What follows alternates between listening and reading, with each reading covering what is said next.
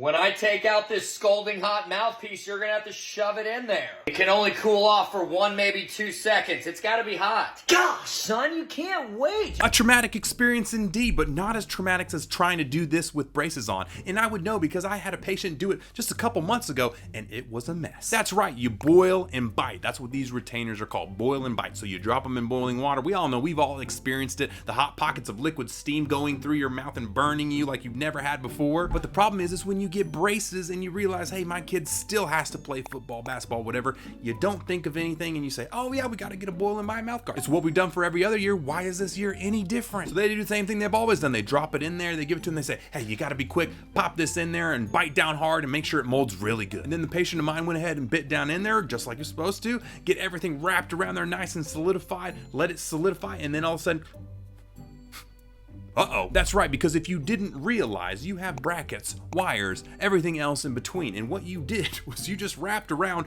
all that molten lava plastic rubber mold all around, all the brackets, all the wires, everything, and you basically locked it completely in. And that's about the time that the mom calls and says, doc, we got an issue here, can we come in? I'm not gonna lie, this kid actually came in and it was locked in there. And so what you have to do is, like, basically you have to rip it off piece by piece. Now you have two options. You can either take off all the brackets, or you can just try and give it a big rip and just try and rip it and cut it and slice it anywhere you can. It's a miserable experience. So after about 30 minutes of cutting and snipping and breaking about half his brackets, we went ahead and got it all fixed up. And for my parents out there freaking out trying to figure out what they're gonna do with their kid because they have braces but they still need a night guard, they make braces mouth guards out there. They're just basically braces shields. They're like plastic little trays that come in and up, and you just bite on it. It's basically it's protecting your lip from just getting smashed into your braces at that point. So if you do have braces, don't do this. And if you don't have braces, enjoy one of the milestones of growing up.